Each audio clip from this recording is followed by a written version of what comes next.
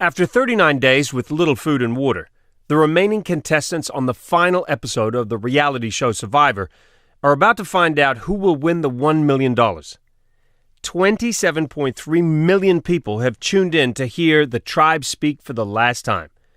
But the biggest surprise is yet to come, because this former pro soccer player has a plan to use all the money for humanity if he's voted the sole survivor.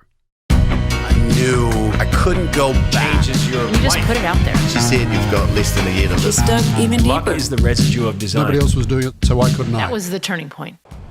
Welcome to the BUCKiT podcast with Phil Keoghan. Every week I talk to mavericks, disruptors, and innovators. People who ditch the excuses, swerve off the predictable road, and epitomize what it means to tick it before you kick it. To make happiness real for others is truly the greatest gift. I firmly believe it's a good strategy in life. Zohn is a former professional soccer player and winner of the hit reality television show Survivor Africa. He's also a real-life survivor, having beaten cancer twice. But Ethan's not just famous for being a reality show star. He's also a recipient of the Heroes Among Us Award, the Courage of Conscience Award, and was named by People magazine as one of the Helpers of the Year. And there's plenty of reasons why. I caught up with Ethan in New York. It's been 7 years since we ran around the world together on the Amazing Race All-Stars. And since then, he's achieved so much helping others. There's no sign that he's slowing down anytime soon. All right, we all good? Ethan Zohn, and we are in New York City. Boom. So we first met on Amazing Race.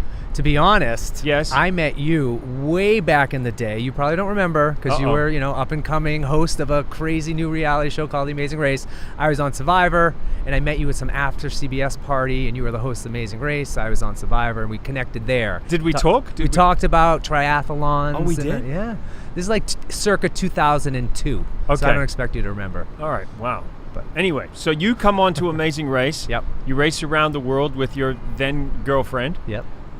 Kind of like couples therapy. I guess so. Right? By intense couple therapy. Yeah. Intense. And how did that relationship go? That relationship ended up ending. You're not blaming The Amazing Race? Not blaming The Amazing Race. We may have had some cracks prior to The Amazing Race, and I think it just hyper exploded them, kind of. The hard thing about Amazing Race, for everyone that doesn't know out there, is I think you need to go on the show with a blood relative, any form of friend or loved one. I think it breeds conflict. And, the whole time, I didn't really want to announce to the world that I was a complete asshole. So you kind of have to wait to have your arguments when the cameras, those rare moments the cameras aren't rolling. And then so it just breeds this conflict amongst each other. And we weren't communicating properly. I had a lot to prove. She had a lot to prove. We weren't working well together. And your experience on Amazing Race quite different from your experience on Survivor, which... Yeah, I won Survivor. You won. And I lost Amazing Race in a fantastic way. Yes. Very early on. I believe it was a double elimination, wasn't it? The first ever. Yes. Just in Amazing Race history happened to go, and I got the double elimination. Oh, man. But you are a winner. And when you won Survivor 3, I believe, right? Survivor Africa. Exactly. Something close to 30 million people turned up to watch the show. I mean, in those days, there were just so many people watching that show. And it suddenly launched you into stardom. People were recognizing you on the streets. I mean, life changed overnight. Completely, and very fortunate to have been on the show Survivor early on in the trajectory of reality television. And, I was kind of thrust into the spotlight in a fantastic way. And I definitely enjoyed it, and I wanted to use those moments to my best, ability, and use them as a platform to do other stuff. But yeah, it was an incredible experience. I'm so grateful and for that opportunity. Yeah, and your life changed dramatically, just in terms of where your focus was as well, right? Prior to my time on Survivor, I lived and played professional soccer in Zimbabwe, and while I was in Zimbabwe, I kind of witnessed firsthand what was happening with HIV and AIDS, and how it was just destroying this community that I was now a part of. However, at that time in my life, I didn't really know like what I could do about this big problem of HIV and AIDS in the world. Everyone's dying, people know why, but no one's doing anything about it. So I didn't do anything about it. I was a 27-year-old kid, shelved it, put it in the back of my mind, someone else will deal with it, it's in a land far away. So then I returned home to the U.S. and I went on to the show Survivor.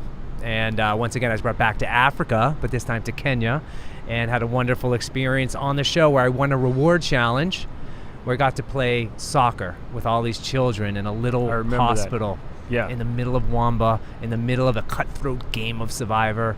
Yeah. And I had this real life experience with these kids sharing this sport in a hospital.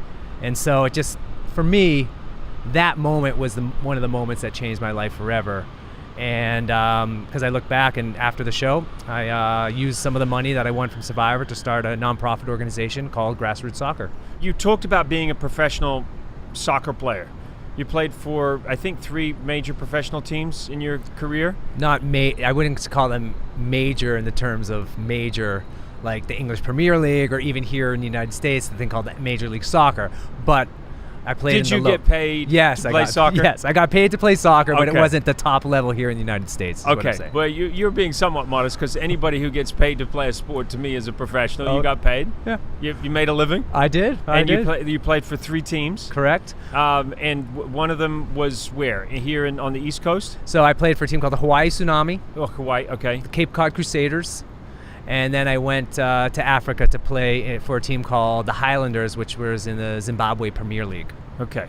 And what's that like to be a professional soccer player? You're saying it wasn't at the highest level, but at that level, what is life like? Life for me at that moment was incredible. I was playing in the U.S. and like I said, it wasn't major league. We had a couple thousand fans a game, but I personally wanted to feel what it's like to be that true professional. And so that opportunity for me was in Africa, where we were getting 40, 50,000 people a game, and here I am. I'm from the United States. I'm one of 2 white people on the team, 2 white people in the entire league, and you're pulling into a stadium, and people are throwing rocks at you, or they're cheering at you, and it's just this passion and this love and this excitement for the game for me that was just absolutely insane. Your life kind of took a little bit of a turn, though, when you're in Africa, just because you understood the significance or the impact of AIDS while you were playing for that team. Can you explain what happened? Sure. A lot of different experiences when I first arrived in Zimbabwe. One of my strongest memories of we traveled these long, dusty roads to get to all our away matches. We'd all smush these tiny white little vans and go these long distances. And I have these images of some of these graveyards, because some of the headstones on these graveyards were perfectly organized, one right after another. But other areas, there were these crosses, piled high and overflowing on the streets. So I asked one of my teammates, why are some people buried like this and other people buried like that? And he said, well, that's where they bury all the people that die of AIDS. So to see a physical representation of everyone's dying of this disease was shocking to me. People are dying. Everyone knows why. No one's doing anything about it. And this was the first time I saw how one disease was just destroying this community. I saw the pain and suffering. I had compassion for all these people touched by this disease, but you feel so helpless in those moments. Like I said, what can you do? What can one person do? And So what did you do? How did it change you? Just seeing the impact. Seeing the impact, my entire time there, I didn't have one conversation about HIV and AIDS. The streets were full every weekend for, the funeral ceremonies. Yet I still did not have these conversations. So for me, it opened up my eyes to what was happening over there, the stigma associated with the disease, how it's being spread, the impact it has on the family and the community. And so to me, that just wasn't okay. You said, I was able to see how one disease can strike a whole community that I was now a part of. You just hadn't been living in a place before that where you could really see that impact. Yeah, I agree.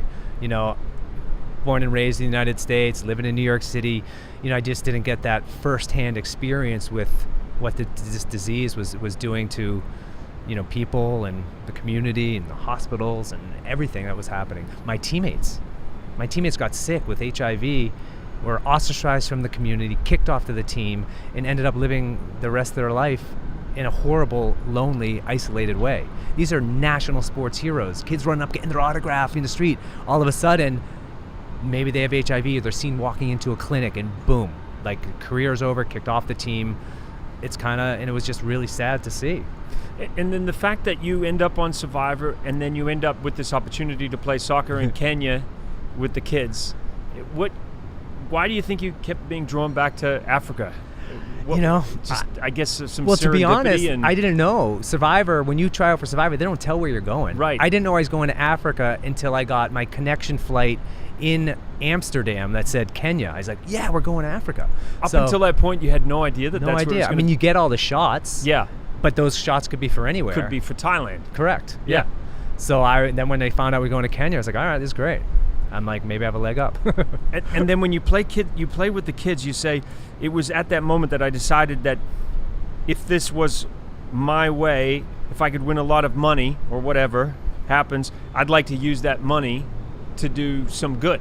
I really strongly believe that, I was almost pretending to be living in Africa, living off the land, playing this game. It just didn't make sense for me to have that, win the money, and I was just pretending to be like African for 39 days, or Kenyan for 39 days. That just didn't sit well with me. So when I returned from the show, I had, $1 million in my pocket. I had 15 minutes of fame, which was up 10 years ago, Phil, just so you know. Oh, come on, people still know who you are.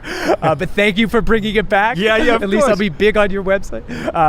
But yeah, anyway, so I met up with some soccer buddies of mine, and we created an organization called Grassroot Soccer. And what Grassroot Soccer is we're an adolescent health organization that uses the power of soccer to educate, inspire, and mobilize communities to stop the spread of HIV and AIDS and to help young adolescents make healthier choices in life. And now, how many years later are we? It's still going? Still going. We are 15 years. 15 years. I mean, this is such an inspirational thing that you're doing. And if people want to know more, if they want to be a part of it, if they also want to run with and for you and help support you, where do they go to find out about that? You can check out the website, grassrootsoccer.org. Yeah. And yeah, we are currently running programs in over 50 countries. We've graduated 2.1 million kids from the program, 100 full-time staff, 1,500 trained volunteers, $80 million raised since 2003. Like, this is something I'm incredibly proud of and passionate about. Ethan, I mean, of all the things you've done in your life, you've been a pro soccer player, you've won Survivor, all the things you've done, 15 years of changing people's lives and affecting so many people's lives. Yeah, I just want to say thanks. Well, I appreciate that. I wish that more people who had some recognition knew the power that they have to be able to affect change. Yeah. There are so many generous celebrities throughout history. You think of the amount of money that Paul Newman raised with Newman's Own. If I'm not mistaken, he made more money from Newman's Own than he did from his acting career. And he was an incredible actor. But there's some people that really go out of their way to use their recognition to do good. And I just wish sometimes that more people did. You've pulled in a lot of celebrities, though, right, to help you? Yeah, we try. Definitely. I understand the value of like a spokesperson or ambassador, because that's the role I feel I've filled, with Grassroots Soccer. And, something that I've learned just after doing what I'm doing for so long is like focusing on the plight of another human being, like, helps you heal as a human being. Where did that come from? Where did you learn to have compassion and empathy for others? I think it goes back to when I was a kid. When I was 14 years old, cancer came into my home, and it took my father away from me and my brothers and my mother. And he was 48 years old. And, at that time of my life, all I wanted to do was curl up into a little ball and sit in my room and not come out and play. But it was my friends from soccer. It was my family. It was my, friends from regular school. They're the ones that kind of reached out and embraced me. They're the ones that helped me in a time when I felt like I was completely alone, kind of build me back up. So that power of community and that power on leading someone else and needing others to get through hard moments is, I think, was obviously a horrible experience at age 14. but has taught me a little bit about compassion and empathy and kind of the idea of even in your worst nightmare, even in the biggest crisis in the world, if you can help other people at that moment, it can help you heal as a human. Cancer, you mentioned it's prevalent in your family, and then it hits you. Yeah. And how old are you when you find out? I was 35 years old, and like you said, I had experienced a lot of pretty incredible things in my life, but I felt there's something missing, Phil. So I decided to get cancer. Wow, so 35 years old, and how do you find out? I was 35 years old, training for the New York City Marathon, 2009, and I had some really itchy skin, debilitatingly itchy, from the inside out. You know when you scratch? And it satiates a mosquito bite. Like no if you satiation. Get a poison ivy or poison oak, where it's just like you want to get a razor blade and scratch it out. Exactly. So that was my entire body, permeating from the inside out with no relief. So I tried every pill and cream and potion, lotion known to man. It wasn't until about 4 months of wondering what was going on inside my body did a swollen lymph node popped out of my neck, and they found a 6 centimeter by 12 centimeter mass in my chest. And I was diagnosed with a rare form of Hodgkin's lymphoma called CD20 positive Hodgkin's lymphoma. It's one of those, you hear everybody say it oh, that's something that happens to other people, right? And then all of a sudden it's happening to you. And where does your mind go when you first hear the news? Is it a fatalistic kind of reaction, or is it, screw this cancer, I'm going to fight it? Or how did you react first up? Well, for me, because of my experience early on with my dad, to me, cancer equaled death. My only connection to the disease was through my father, and he was dead. And so I was incredibly scared, confused, frustrated, and I didn't want to die. And there's some pretty dark days going through treatment. But you did keep an interesting sense of humor about the whole thing throughout. You wrote to your friends. You said, I got some bad news the other day. Yeah. That's putting it mildly. The doctor called and she said that the results of my 1-month follow-up visit look worse than they ever did before. And you go, you've got to use all those bits of yourself that are pissed off and frustrated and annoyed. That's the stuff that will give you the power and hope to battle through it. So you made up your mind, this cancer's not going to beat me. Yeah, I definitely did. I definitely took an athlete's mentality, and I looked at this as a challenge, and I wanted to use all those negative feelings that you just described and kind of turn them around and do something positive with them. And that's kind of was my attitude during the time. I wanted to eliminate all stress from my life. I wanted to, do a combination of Western and traditional medicines, and I just looked at it as a full-time job to get through this cancer. What was the reaction of all your friends? Did people rally around you? Did you feel that instantly as soon as you sort of let it be known? I did. I hadn't realized how selfless and compassionate people are out there. And listen, I'm in a unique situation where I've been in the public eye, so to kind of make your battle public, I was a little bit nervous. It's a really gross, ugly, disgusting time of one's life, and I didn't know what would happen if I opened up my life to complete strangers all over again, like I did in Survivor and I did an Amazing Race. But that choice to go public, I think was one of the best decisions of my life, and just the support from everyone out there was overwhelming. Nothing creates confidence and comfort more than knowing you're not facing a life challenge alone. And so to have the support of everyone was a blessing. Just knowing that you had this family history, you must, in the back of your mind, you're thinking, yeah, I'm going to fight it, but it's also in the back of your mind, right? Like, yeah, my family went through this, and I lost family members. The fear associated with cancer, not only so I did the whole chemotherapy, blah, blah, blah. It failed. And then I had what they call a stem cell transplant. That's kind of where they basically press reset on your body. They take all your white blood cells, red blood cells, platelets out of your body. Yeah. And then they put new ones back in there. And, that was a really horrible. You're put in a bubble for 30 days. You're complete isolation.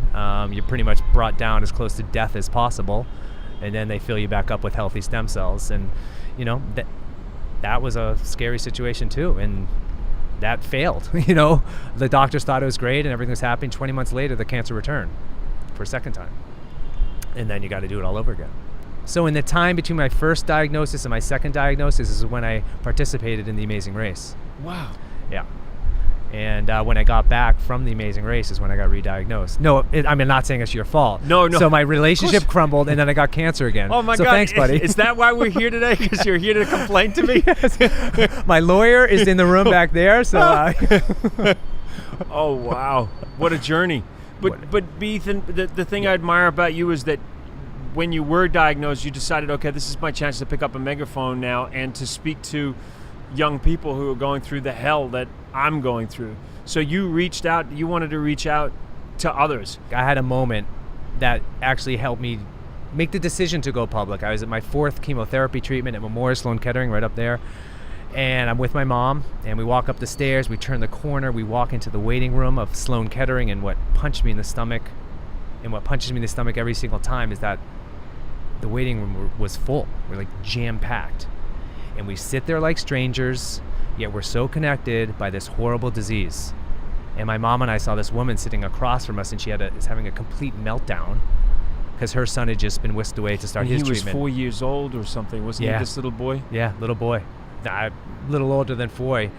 And we were paralyzed. No one's saying anything. We were all watching what's happening. So my mom, who was always there to comfort me, she stood up, she walked over to this woman, she sat down, she put her arm around her, she goes, "That's my son over there. He's got cancer too, and it's going to be okay." And they shared that moment and that warmth of another human being. And it was at that moment I was thought 2 things. 1, I'm so proud this is my mom, but 2, it made me realize that reaching out and comforting others is something I needed to be doing more of. I saw it right there, the instant change of this woman. So it was at that moment. So then I went public. I did a blog for people.com, kind of going deep into what it was like and going to all my treatments with me. And I ran marathons, I wrote blogs, I tweeted, I Facebook, I do interviews like this. Anything I could do to share my story. To get that word out. You talk about all the crazy things you did. In 2008, you ran some crazy distance. Was it 550 miles or something? Yeah. Well, what was that? I had to raise awareness for Grassroot Soccer and the wonderful work we're doing. So I dribbled a soccer ball 550 miles from Boston, Massachusetts to Washington, D.C. and to raise awareness the whole route. We had clinics and speeches and appearances and soccer games and everything all along the route. It was pretty fun. How have you blended these 2 causes in your life? Grassroots Soccer, 15 years it's been going now, and then also being a voice for cancer and cancer treatment and wanting to help other people with cancer. Yeah. How do they blend? I'm in a unique position because I feel like I've seen both sides of this situation. I've been able to deliver wonderful, great news to people and help them through charity. But I'm also seeing the other side where I've had to be the recipient of charity. So I've seen it from both sides. I'm not HIV positive. I don't know what it's like to be HIV positive, and I hope I never have to face that.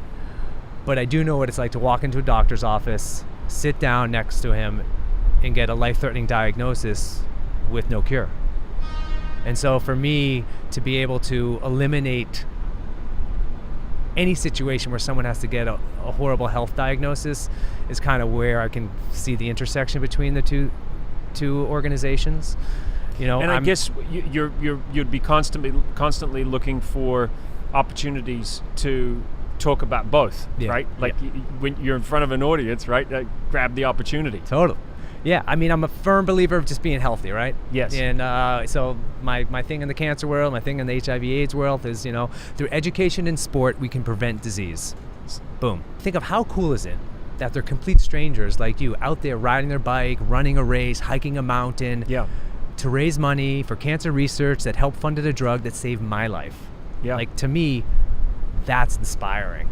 And how how do I say thank you to all those people out there other than doing what I'm doing and trying to kind of share our stories. The most effective tool we have as a community, as a cancer community, is to share our stories.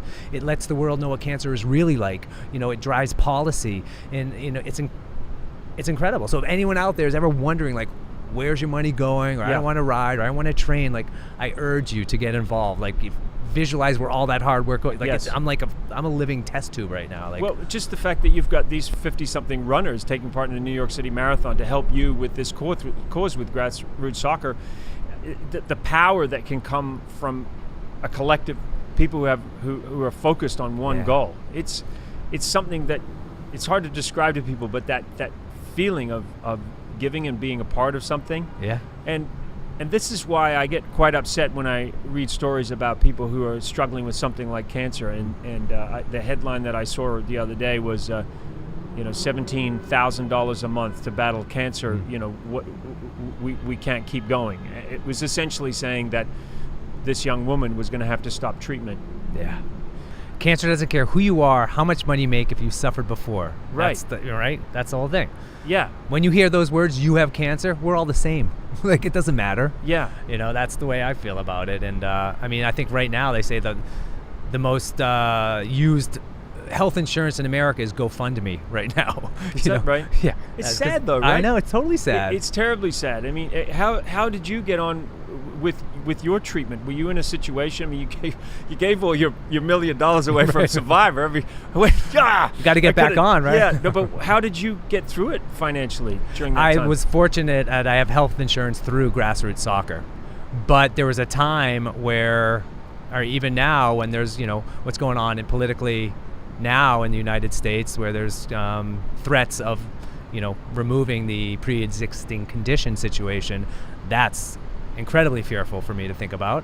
There's a 50% chance that I will relapse, and so when that happens, and let's say I'm not working for Grassroots Soccer anymore, I won't be able to get health insurance and I'll die. It's terribly scary. Yeah. I mean, and you're living with that all the time.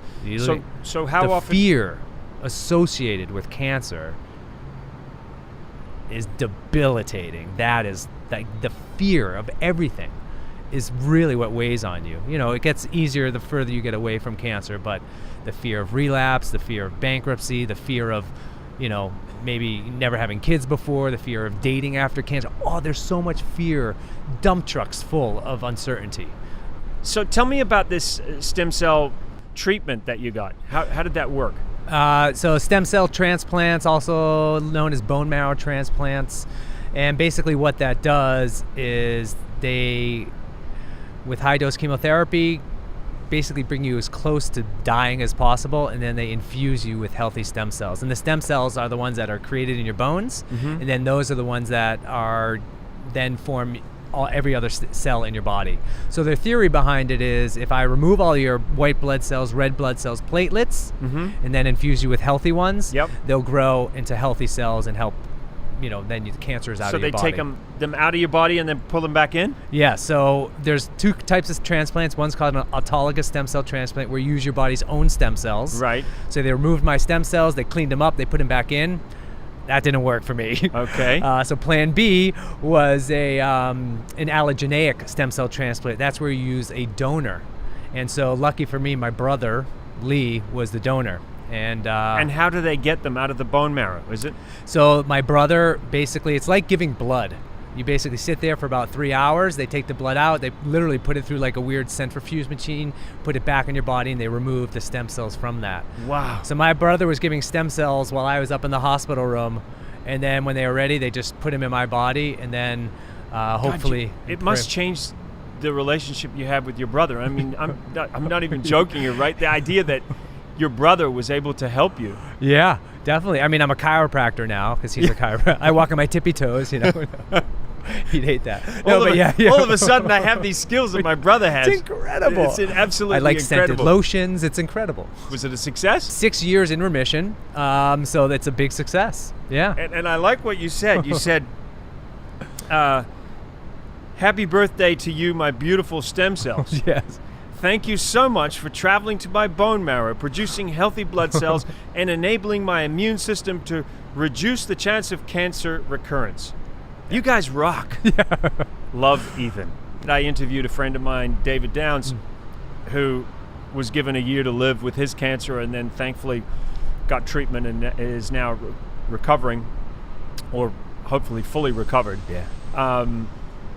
He is a former comedian, and he used humor to get through his battle with cancer. But I have noticed that a lot of people with cancer do tend to develop a sense of humor, and I'm guessing it's kind of like you're just in such a dire situation that you got to try to find the funnier side of things. Like he told this hysterical story about losing all his pubic hair, and he went to work, and he was walking, and he had boxers on that day, and he left a trail of pubic hair at work. Oh my God. It's like, I can't believe and you should listen to this podcast. I definitely will. He's hysterical. He really is. I got it. Yeah, and it's true. It happens. You don't think, like, when you say lose your hair, you lose all your hair. Nostrils, ear hair, pubic. I thought, I lost all my hair, and then I'm like, well, I'm going to be a professional swimmer. That was my answer. I'm so fast through the water fast. right I was now. walking fast. I was running fast. I could shower in an instant. Yeah, it is something, though, where I guess at some point you just gotta laugh, because what else are you gonna do? Right? You gotta laugh say to the point you cry, or BUCKiT with an F. Yes. That's what you gotta do. And the reason I was so keen to talk to you is because you really epitomize to me what it means to tick it before you kick it. I mean, you're one of these people that decided, I'm not going to get knocked down, I'm going to get up, I'm going to go stronger. I mean, you had cancer, you got up, you ran the New York Marathon, and you said, what did you say about that? Do you remember? You said, I'm not going to let some silly... You basically said that. Why am I running this is probably what I said. You said, I'm not going to let some silly cancer diagnosis take me out of the marathon. Cancer has nothing on me. Every step I take, I'm going to run that cancer out. Yeah, I believe in that. Sitting in the hospital room, I overlooked First Avenue. Memorial Sloan Kettering Hospital overlooks First Avenue. So I would be going to that hospital every day, and when I was in isolation, I was in the hospital looking over First Avenue, and I said, one day I'm going to run up First Avenue and not have to go into the hospital for an appointment. Run right by. Run by it. Just hello, thank keep you. on going. Thank you. You don't know if you want to flick them off or if you want to give them a hug, but the hospital was there, and so that was a goal of mine. Like I said, that athlete mentality, and it was a goal I wanted to set for myself after I was done with all of it. Who are the people that inspire you? My wife does inspire me. I mean, we met later in life, and I don't know how old I just got married 2 years ago. Yep. So it was wonderful meeting her. And like this show, the title of this podcast resonates incredibly well with it. Just bucket list, whatever you want to call it. Like, we said, we don't want to live in the city anymore, and we just want to kind of grow our own tomatoes. So we moved to the middle of the woods in New Hampshire. We got a tiny little camp house, and we've been refurbishing it over the past 2 years. And now, we live literally in the middle of the woods on a pond. We got fire heat, we got well water, we got fishing, blueberries. I was chopping wood for the past week. It's the greatest. I can piss in my own yard. I can shoot a gun if I want, not that I have one.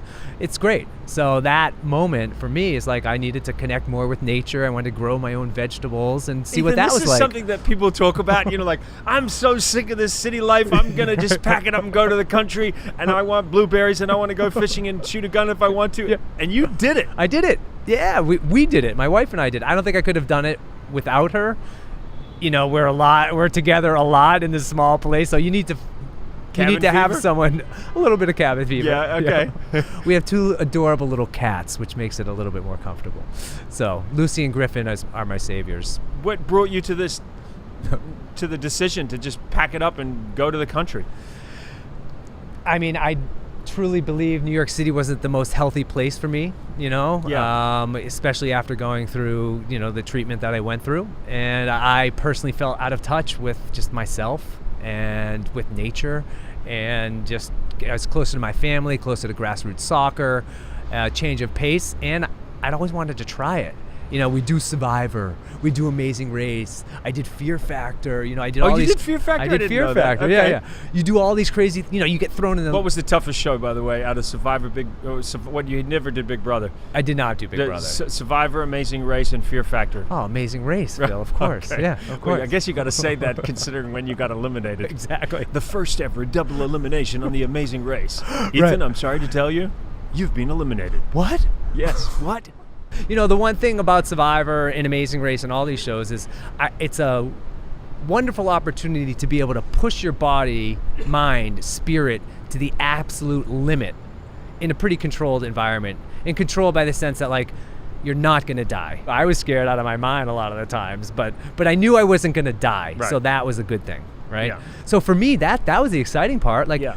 Let's drop you in the middle of nowhere, take away food, water, all your creature comforts, no Wi-Fi, ATMs, convenience stores, nothing, and just see how you do. I love that. I love that stuff. Well, For me you did is pretty well at Survivor. It's Survivor. It's Survivor. Yeah. Well, give me another chance. Yeah. Now, I actually, if I had the opportunity, I don't think I would go on your show. You again. wouldn't? I don't know. I don't think so. It was hard. It was hard, right? It was hard. It's really hard. It's the number one thing I hear when people land on the mat. Oh man, I had no idea it was so hard. It's so true. It's like it is sleep true. deprivation will do crazy things to people. Yeah, there's a lot of challenges. There's a lot of travel that you don't see. You don't see the travel. It happens to the crew too. We know that if the crew members can survive a week and they don't want to go home from just not sleeping and the hard work, shooting 12 shows in 21 days is insane. I can't even imagine. And we know that if people get through a week, then more than likely they'll be able to. It's like running a marathon. Yeah. That's kind of like the 18th mile, because if you get through the first week, chances are you'll be able to survive the full 3 weeks. And I don't know how many people understand how rigorous it is for the cameramen. Yeah. I mean, it's one of them right there. Yeah. Carrying all that weight. All that weight, running, backwards. Yeah. They're doing it backwards. Yeah. We're doing it forwards. They're doing it backwards. So, mad props to all your cameramen. Well, they do you're an incredible a job. guy who loves to give things a go, and you have. And so now you mentioned you're soon to be 45. Yeah. Soon to be 45. What are your goals? What are apart from living out in the woods and growing the best blueberries in the world? what are the things that you've got on your bucket list? Oh, so many, Phil. So many. Yeah. On my bucket list, I'm a big fan of travel. Yep. I really love You've traveling. been to 60 countries, you said? Over 60 countries That's I've good. traveled to. Very lucky, thanks to you as well. I'd like to see more of the world. Yep. I really do want to see more of the world. I love it. I love it, immersing myself in other people's cultures and just seeing what that's like. And, I kind of live by the motto these days by, never let a crisis go to waste, because it's an opportunity to do some really important things. So I think That's a great quote. Say that again. Never let a crisis go to waste, because it's an opportunity to do some really important things. That's an awesome quote. One of my other favorite ones is from my dad, and he said, to make happiness real for others is truly the greatest gift. I firmly believe it's a good strategy in life, to do that. And it gets back to what we were talking earlier, focusing on other people just kind of helps you heal as a human being. And I think that's important too. I love what your wife Lisa and you did for your honeymoon. Yeah. You didn't have like some kind of ordinary honeymoon. It was... We had a charitable honeymoon. What is a charitable honeymoon? I don't know. We kind of invented it, I think, or we thought we invented it. I'd like to think I invented it. No, I didn't invent it. But, I don't know. We felt like we got so much love and adoration and attention during our wedding. We just kind of wanted to give back. And so instead of going and sitting on a beach, we're not beach people. Like, I don't sit Mai Tais. I'm like, we wanted to do a charitable honeymoon. So we went to Greece and we volunteered in a Syrian refugee camp for 2 weeks. And while we were there, we wanted to do a flash fundraiser. And so we raised $46,000 in 24 hours. And we literally took that money and bought all sorts of gear and clothes and soccer equipment and food for these refugees, and we delivered to them in the refugee camp. What an extraordinary thing to do. We met this little girl, and she's like, you got to come into the camp. My mom's sick. And there's no medicine there. No one brings... It's horrible conditions. An upscale concentration camp was what it was. Cinder block floors, barely any running water, horrible food. It's like the worst situation I've seen in a while. Anyway, so this little girl brings us through the back of this fence and into the back thing. And we're in the refugee camp, and they didn't want Americans in there because they thought we'd, send the truth back to the United States. So we're hiding in this tent. The cops are running around looking for us. They heard we were in there. My wife's rocking in the tent. She's like freaked out of her mind. They're hiding our shoes under the tent. Finally, the cops leaves. We leave. We get out safely. It's pouring down rain, and my wife looks at me. She's like, I could be on a fucking beach right now, but instead I married you. And I was like, okay, maybe we'll go to Santorini sometime. I don't know. And so it's like, so anyway, good bonding moment, but I need a nice romantic honeymoon. And she keeps reminding me about that. Don't worry. Yeah, you better do that. Yeah, I better do that. So I ask these questions at the end of the chats, if you were going to take a road trip across America and you could take anybody in the car from any time in history, anybody who's alive or dead. Really? Yes. All right. Who would you take? And you don't have to say your wife now because you've already thanked her. No, she wouldn't come. Are you crazy? Yeah. This is a road trip. Yeah, this is a road trip. You can take whoever you want. I'll take it whoever I want. All right. I would go with my dad. Yes. Bob Marley. Wow. Okay. Yeah. I would probably do like I want to say like an inventor, Thomas Edison or Alexander Graham Bell, those type of old school inventor back in the day. That's like a secret passion of mine. I love just new products, inventions, all this stuff. That's my thing. So those three people definitely. And maybe that's it. I'm sorry. You're only allowed three. Can I get one more? My lawyer's lawyer's here. Can you get me one more person? You can put your lawyer in the boot. Okay. All right. Those are the 4 people. Yeah, that would be a fun trip. What would you do with your last day on Earth? Surely that's something that you in particular have thought about because you've faced death, literally. For me, I actually did have to think about this stuff. Like I planned out my whole funeral. Like I've definitely thought about my final days on this planet. For a young man to be planning out his own funeral, that's no joke. It's no joke. And for me, it's simple. Like I just would want to be around my family. I want to be around my wife, my mom, my 2 brothers, all their kids, and just be in peace at that moment. Yeah. Yeah. I like that. The Thank simplicity you. of it. Thanks. You're an awesome dude. Thanks, bud. And but it's been an honor for me, yeah, like I said, to be here, and I think it's pretty cool that stay connected and I'm able to share my story. Yeah, and let's help each other, help others. Yeah, exactly. Because I know this is going to help other people. Totally. And whatever you're doing, if there's any way that I can help in some way, like let people know what you're doing and share the word. And thanks for my Grassroot Soccer t-shirt. Yes, you can wear that next November when you run the New York City Marathon for Grassroot Soccer, right? I have it on tape, just so you know. Tape. I am thinking about the New York Marathon. I really am. You heard it here first. Greatest marathon on earth, I reckon. You can watch this podcast online at philkeoghan.com and let me know what's on your bucket list. You never know. You might be my next guest. Don't forget, ticket before you kick it.